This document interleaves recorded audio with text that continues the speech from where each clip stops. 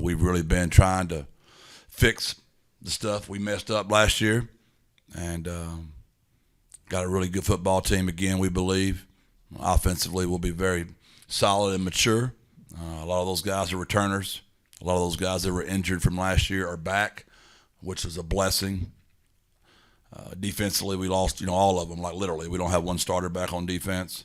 So Jess Lepp has never put a bad defense out there, and he won't again. We'll find a way to stop people. And we just got to be more disciplined and more buttoned up, and we weren't last year. And it was to our detriment, and that's a reflection of the head coach. So open for questions, man. Mike Craven, Dave Campbell's Texas Football. Recently, reports came out that maybe y'all had access to a playbook from Memphis. Just kind of your thoughts or a remark on that? Yeah. I've been a head coach for 20 years. This will be my 21st year. It's crazy how social media has taken off and how different things are from when I became a head coach in 2000 to now. There's three categories to me when I deal with stuff.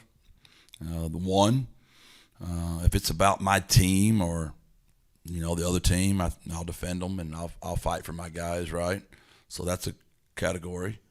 There's a category of when people make things personal. Those things should stay personal and not to the public. And then there's just asinine comments that don't deserve a remark. So we'll move on. Mike Roach, 24/7 Sports. You guys haven't had a lot of underachieving seasons in your time in San Antonio. Is there maybe a season you can look back to at Gilmer from your high school days and say, okay, we didn't have the year we wanted there. What did we do in the off season? Maybe it's going back to basics. And what does that look like for you? Yeah, the 2006 Gilmer Buckeyes, I would say, were pretty much a team that even though we only had one loss, I thought we underachieved. And obviously Will Middlebrooks and LaMichael James had something to do with that at Liberty ILO. But we were not as buttoned up of a team. We were very talented, and Coach Traylor probably, played to the talent too much and not enough to old school things that I know and believe in. And I let my team kind of get away from me, and we paid for it. And those losses are painful, and you don't forget them. Whenever you lose a game that you're supposed to win, those things haunt coaches. Sadly enough, I don't remember very many of the wins in my career, Mike. It's those losses that haunt me. And I would say that'd be a great analogy. And guess what we did at Gilmer the very next year? We buttoned that crud back up. And that next little, 8-year run was pretty special. And we buttoned it up. Now, let me tell you, it doesn't matter. Rules without a relationships leads to a rebellion. These players have to take ownership in this. This doesn't happen because all of a sudden Jeff Traylor walks in and says, we're going to be more disciplined. Owen McCowan, Devin McEwen, Owen Pee Wee, those kids, they know what I'm talking about, and they want it buttoned up. And when you talk about extreme ownership, everything on that field's a reflection of me, Mike, all of it. And I've got to do a better job of my players understanding that's a reflection of them as well. And they've got to own that. And my guys are extremely bought in. And obviously when you open up against A&M, that's a pretty daunting task, right? So we're going to find out quickly how buttoned up we are. Mike Elko might unbutton us. Matt Roy, News 4, Fox SA here in the back, Coach. JT made an announcement earlier this month that he's stepping away from the program, going to prepare for his pro day. For people who don't know what the kid has gone through and how we've all, I think, been waiting for him to get back on the field for almost 3 years now, what can you say about the person and the player that JT Clark has been for your program, and how did you and him kind of come to this decision, or how did he come to this decision? I feel personally that JT Clark should be remembered in the names of Frank Harris, Rashad Wisdom, Sincere McCormick, Oscar Cardenas. That's where JT Clark's name belongs. He's as good a human as I've ever coached. He was an extremely raw talent when we got here, who developed himself into a third-round draft grade as a receiver. He makes one cut against UAB where he's untouched, totally blows his leg out, takes him, I believe, maybe 2 seasons to get back. I'm not quite for sure of that. His very first catch, they hit him on his good knee and did the same injury to his good knee. And it's one of the most tragic stories. And I hope it's a good reminder for all of us when we all get so bitter at these kids for trying to fight for every dollar they can get. He was literally one cut away. If that doesn't happen, the kid is still in the National Football League. There's no doubt in my mind that guy's still playing ball. His spirit has been broken, but it can't keep him down. He's just too good of a human. And I tried to hire him and let him rehab. I wanted to keep him right here in UTSA and work for me. Kid wants to go back to high school and coach ball. And my good friend Red Barron just hired him at Saxey. He's going to coach receivers. And he wants to be around high school kids. And he's going to rehab the whole time and try to be ready for pro day. And if anybody could ever make it, it'd be J.T. Clark. And if there's anybody you should all be rooting for, it's J.T. Clark. So that's a unbelievable human, unbelievable player, and it's a tragic story, honestly. That he'll end up making it a great story. Mark my word.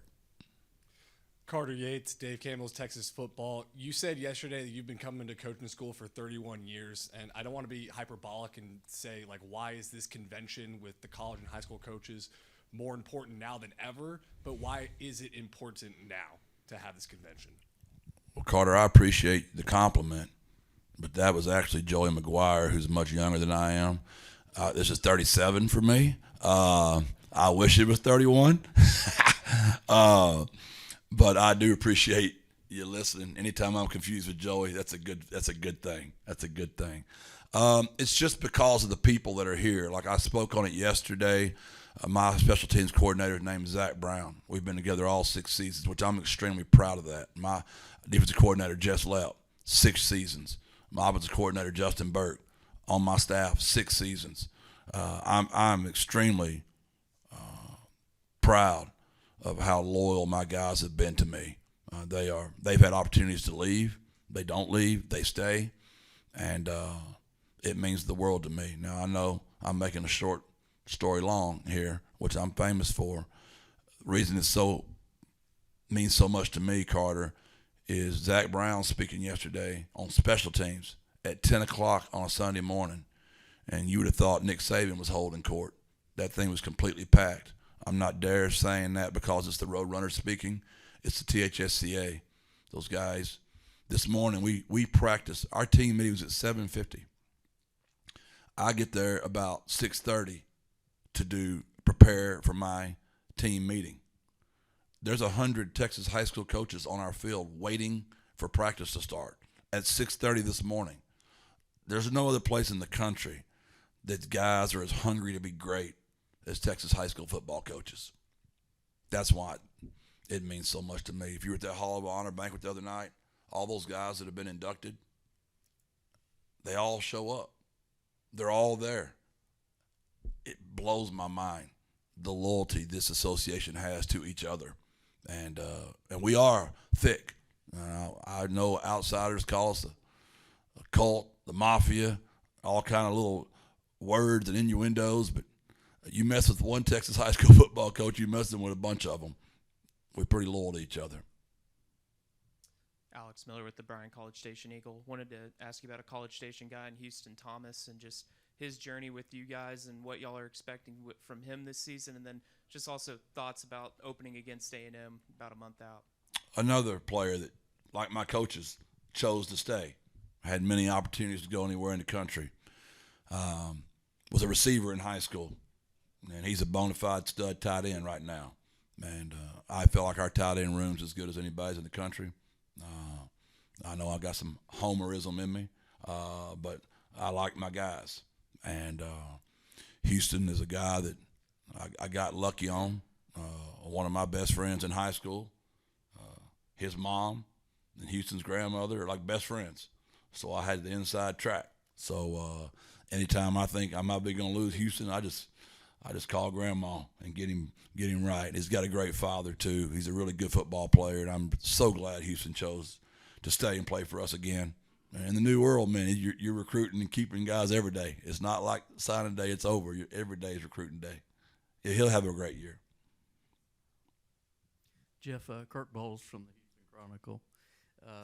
What would you say the state of your program is right now? And you've been there a while, established yourself, sustained success. So what would you say the upside of the program is for 2025 and beyond?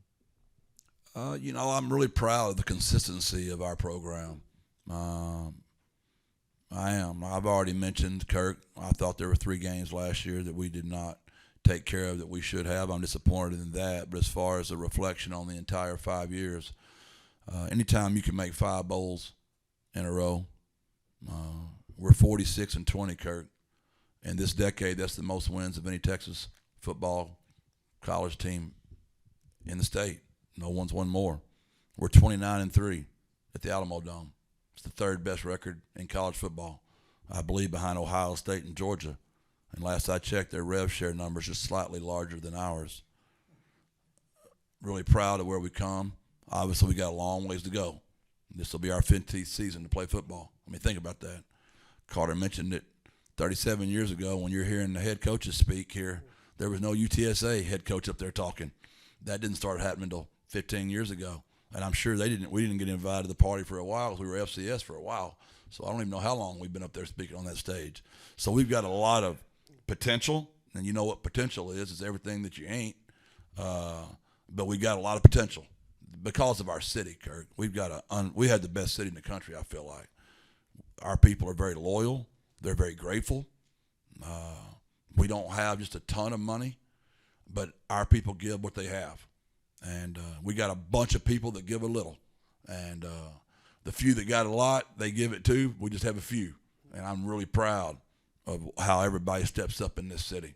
So it's exciting. I don't know where we're going to end up, Kirk. This world has changed so much in my 5 years as a head football coach. Is this the new norm, or is this the low point? I don't know that any of us could predict the future. But I'm excited what we've done, and I think we got a lot more to do. Greg Riddle with the Dallas Morning News. Obviously having a great high school background before you got into college. Do you think it's easier for Texas high school coaches to land college jobs now? And how difficult was it for you to make that choice whether you wanted to leave for a college job? I hope we've made it better for them. The better we do, the more it's going to help them if they aspire to come do this crazy world. I've told y'all a million times before, the best job I ever had was in Gilmer, Texas. If it wasn't for the money and my ego, I should go back there. Those are really good jobs. So I hope we've made it easier for them. Obviously, the more success the Texas high school football coaches have in this business, the better it's going to help the next guy if they want to do it. I take that extremely serious. It's not a coincidence. I wear my THSCA cap on national TV about twice a season. I want those guys to know I'm trying to be something they can be proud of. And if they ever aspire to be a college coach, I hope in some way we've contributed to making it easier for those guys. Coach, back here, Zach Smith, Waco Trib. I'm curious how excited you were to get a guy like Kion Roberts Day and what you expect him to contribute to the defensive line and the defense overall. Yeah, I like my man Spicy. Kion, Spicy. I don't know, it might have went right over y'all's heads, but I like the kid. He's got a ton of talent. He loves ball, shows up every day with a lot of energy. Really excited we got him. His mom's a really special woman, and I'm glad she trusted me to let me coach her baby. And we're really excited about him. Greg Lucas, San Antonio Express News. Jeff, it seems like every year you guys come into the season with a hashtag or a motto that you want to hit. Is there something you're stressing with the players this year as we get rolling? We are. I've done it different this year. I've always kind of picked it in January, and we kind of kept it quiet from you guys. And this is no me like hiding anything this year. Here I am talking about ownership, and I'm the one picking the motto. I mean, that seems kind of silly. So we've kind of let it naturally evolve, and I think we're heading in a good way. This Chat GPT, that's pretty cool. I mean, you can put in some stuff on there and it'll spit out some stuff. That thing's already starting to talk like me, Greg. It's pretty scary. But it's giving me some great ideas. So me and my players, we're going to have something really cool this year. I think you can kind of tell by my overuse of the word ownership. I could see it landing in that spot somewhere. But I'm going to let, Owen McCown and Devin McCune and Robert Henry and our whole line's back. That's of all the things I'm excited about is our whole line. That's where you got to be great. And, losing Mekhi Hart last year to injury at right tackle and losing Vinley Tutufu at left guard, man, I hope I said his last name correctly. Vendall, if we lost, those were two huge losses for us. And obviously Big J coming back at right tackle who played all those reps for Mekhi. Kamara back at left tackle. Big Corey back at right guard. We're going to pick up our center back, Luke Lopez, who was out the whole year last year as well. Pick up Vinley back. Not to mention we recruited two really good players in Trevor and Big Rail. Ben Rios is a really good football player. We like our depth, and I'm excited about that. So I'm going to let those guys have more of a say in it, and not quite sure what the old hashtag is going to be just yet, but it'll be coming out soon. Michael Jackson, The Game Before the Money. I'd like to ask you, I've seen a lot of times looking at the roster, you recruit a lot of local talent. You've talked about the city of San Antonio earlier in this conference. Can you kind of speak to the high school talent that's coming out here in San Antonio and the programs here? Yeah, we used to get the hometown discount. The problem is the number got too big, and it's too much of a discount nowadays. You just can't expect those guys to stay. But we want to be first. We want to let them know how much we want to keep them in our city. And a great one, just a great analogy would be Johnny Bowens, 5-star, Oregon. Chased all that, right? Want to come back home. And we really expect Johnny to have a great year, out of Converse Judson. And we've always had somebody on our team that represents the city of San Antonio very well. Ben Rios out of Central Catholic, Sincere McCormick, Converse. We can go on and on. Frank Harris, there's always those guys, right? So we don't always get them the first time, but we want to make sure they know we want them to stay here. And if we can get them the second time around, we'll take them then too. Mike Roach again. You talked about the tight end room, talked about the offensive line group. Your running back room looks extremely deep, extremely talented. I know you get the reputation as a spread coach, but you've always been kind of a power run spread guy. What can you say about that room and the talent in it, and how do you go about, making sure everybody gets enough touches and carries? Yeah, the name that doesn't get talked about enough is Dan Dishman. Dan has been here for us all 5 seasons. It could be even 6. I'm not even sure. I think it's 5. I think he's in my first recruiting class. That'd put him at 6, though. So somebody fact check me on that. Dan's been here a long time. And we're really glad we got him back. He's a really good run blocker and a good pass catcher as well. Then Houston Thomas, who's a wide receiver we discussed. Patrick Overmeyer was a freshman All-American last year. And he's got an unbelievable GPA, really great talent. And so we feel good about those guys for sure. And we've been historically a 12 personnel team more than people really think we have been. So I said earlier, Mike, I think they're as good as anybody's in the country, and I'm excited. And we've got some young guys that we feel really good about that are about to step on the scene that we think will also. We've had a history of great tight ends here, from Leroy Watson, who's playing with the Vikings right now, to Oscar Cardenas, who's playing with the Arizona Cardinals right now. Those guys know if they can stay here and play for us, they'll get paid to play in the league. Mike Craven, Dave Campbell's Texas Football. You talked about your coaching staff and just the continuity of it. With rosters kind of turning over more than they ever have before, what are the advantages of having a coaching staff that kind of stays in-house? Yeah, I can't even tell you, Mike. The sustainability of our players and our coaches is something that I take extremely great pride in, because people always talk about, head coaches demand loyalty. And loyalty's a two-way street. I mean, we got to be loyal to each other. And head coaches expect the assistant coaches to be loyal to them. And sometimes the head coach isn't very loyal to the assistant. And we got roughed up a little bit last year. And there were people wanting coaching changes and all those kind of things that are nonsensical in my opinion. And I'm a ride or die guy. And when you keep, Jess Lep for 6 years as defensive coordinator, the continuity on that defensive staff. I mean, Zach Brown's been here all 6 years. Our special teams coordinator, Justin Burke, 6 years. Joe Price, who turns down a job every year, coach our receivers, our passing game coordinator out of North Shore. Kurt Traylor, I mean, I know his last name. He's my brother, obviously. My mom probably whoop him if he left me, so he can't leave. Strength coach, been here all 6 seasons. I mean, it's DFO, Andrew. No, we can't roll without Andrew Acosta. He played for me, and he runs the whole program now. So I think that's been the trick, to be honest with you. Our guys we know each other well. We know what we want. We know what we're looking for. We recruit. Continuity, Mike, you nailed it. I think that's been the secret to our sauce.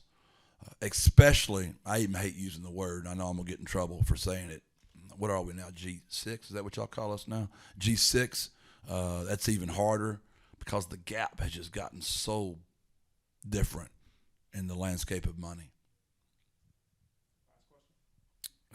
Jeff Sam Conn from The Athletic. On that topic, you mentioned. Sam, do you ever age? You always look the same. I mean, it's unbelievable. I appreciate it's that. what wearing a ball cap would do, Sam. But it's not working for me as well as you. I didn't shave this morning, so my gray hairs are showing in my beard, but I try to keep that tight to my make it wife appear that I'm says there's still something young. we can do for that. I just refuse to do it. With my luck, Agreed. If I did it, it would run down my neck, and Kirk Bowles would crush me, and I notice it, and I'd be embarrassed. I'm too prideful to do it. You kind of mentioned the gap, and I'm curious for a program with the resources that yours has, what are the most effective ways you guys have been able to attract guys to come and also retain guys when going up against teams with more resources? Yeah, winning always helps. Winning does help. I think the Alamo Dome helps. I think it's an incredible place to play. Our fans are so incredibly loud and fun to play in. I wish we could get some of those P4s to come to San Antonio and play. It's funny how they never will come here. They always want me to go there. We'd be glad to we'll come to your place twice. You come to our place just once. If anybody wants to sign up for that. But you can't get them to come to San Antonio because they know when they come in the Alamo Dome, it's really hard. It's really hard to win in there. So I think that starts winning, and especially at our home stadium. Our city is fantastic. That's a huge selling point. We've got a really nice facility. Our race facilities are really nicely done. And I hope the way we treat people. I hope just our genuine, sincere love and care for kids still matters. And even when they leave us, I hope what Trey Moore says and how he knows I still root for him, even though he's not here anymore. I think that resonates with moms and grandmothers and this new clientele. Moms and grandmas are the ones most of the time I'm dealing with. The absence of the father is a real thing in our culture nowadays. And moms and grandmas still want their babies to be cared for. And dads do too. The dads that I do come across, they do too. And I think they all know I have a genuine care for their child, and my staff does as well. And when I say staff, I don't mean just football. I'm talking about EQ. I'm talking about my training room, our strength staff, our academic staff, our compliance staff. And I work for a lady that believes the same thing that I do. She wants those kids treated a certain way. And I think the way we treat people has really mattered. Appreciate y'all. I'm sure as good as I was to y'all, somehow there's going to be some 8-second soundbite, and they're going to make me look like an absolute jackass. But I hope I didn't sound too bad today. Appreciate y'all. God bless. Birds up.